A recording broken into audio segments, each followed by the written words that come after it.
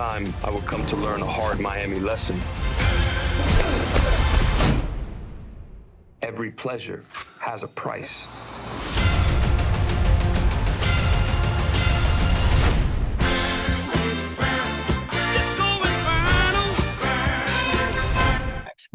Woo! Hey, man. What's up, Michael? What's up, Mark? Jeff in Las What's up, Vegas? buddy? Vegas is the closest thing you'll get to the Hotel Cocaine. I know. I'm telling you Am I about right? it. What I was happens watching this. at the Hotel Cocaine stays at the Hotel Cocaine. Absolutely. And I'm just hanging out here with my favorite federal agent having a drink. Well, you know, so Nice. Where'd you get that backdrop? Holy crap. It's disconcerting. It's like you got Michael Chiklis on your shoulder. he is on my shoulders, my inspiration. And Michael, you play a federal agent at the beginning of the war on drugs in Miami in the late 70s. Where does his loyalties lie, though? Well, I think that's an evolution that you will observe as audience members. I think that one of the things I really do love about the show is that it's not filled with exposition. You see it instead of say it, and you're going to watch all of these characters go through kind of incredible developmental arcs with their character. I think that he starts out as a guy who's trying to stem the tide of cocaine flowing into Miami, and he ends up going to some of the darkest places imaginable, frankly, as a consequence. Look, this deals with the juxtaposition of the shiny veneer of disco and fun and laughs, and the hardcore truth of, the cocaine trade. So Sex, drugs, disco, and death. I was going to say, Mark, you're front and center at the epicenter of all this happening as the owner of the hotel. What goes on in the Mutiny nightclub, though?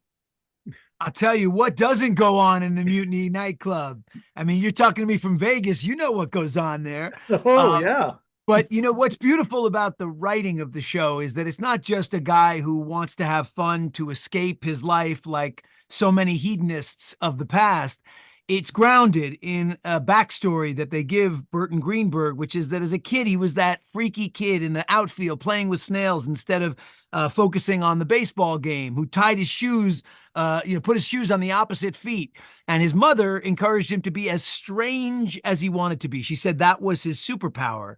And when she meets an untimely end, he devotes himself. He finds that his calling is to build this home for misfits like him. So the hotel means the world to him because it's a home for actors and artists and creative folk and misfits, and he's providing them a place to cavort. And the problem is he's not so organized, and he has some problems with his finances, and so he has to get involved with some unsavory characters, and it leads to quite an explosive demise over the course of the season.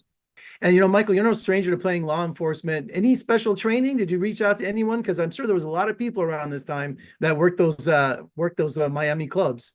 Yeah, I had a series of conversations with a DEA agent who's friends with Chris, who I had a Zoom with him, and that's actually how the whole mustache was born. I got on Zoom with him, and he came on screen, and he had this honking mustache, and I was like, that's a strong move to the hoop, man. He goes, well, we all wear them. And I said, really? He goes, yeah, I never met a DEA agent that didn't wear a mustache. And I was like, oh shit.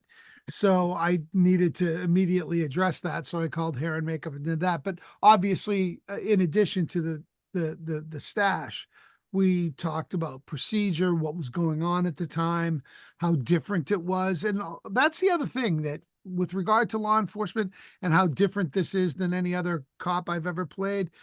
And that's the biggest difference in terms of the period and what was happening. It was in an entirely different time. This was brand new.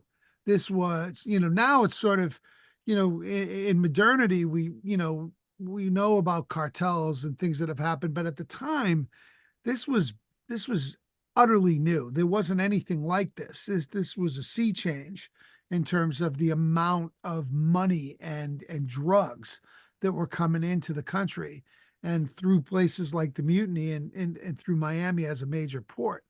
So you know, the amount of death and destruction that trailed it was intense. And the $64,000 question, did you keep the hat? Oh, they're keeping it for me. Okay, because we're doing a season 2. I know we are. The 1980s are coming up. We gotta have Hey, another. from your lips to God's ears, buddy. Great music in that period too. Oh, both. We are right at that decade. You know, I'm 70s Generation and X. 80s. Wow. Oh yeah. So I had a foot in the 70s, and then my high school days were in the 80s. So I just said Oh, perfect. so you're a contemporary. I'm 60, 1963. So 66. oh, okay. So me too. I have a nice chunk of 70s in me for sure. That's my first concerts, Yep. Queen, Orpheum Theater at 12 years old. Oh my God. Like, That's amazing. yeah, insane. All those Yeah. bands. ELO at the Aladdin Theater when I was 16. Yep. So Oh, crazy. Right. ELO. I saw the Out of the Blue show. That was crazy. Well, Talk about trippy. oh my Damn. gosh.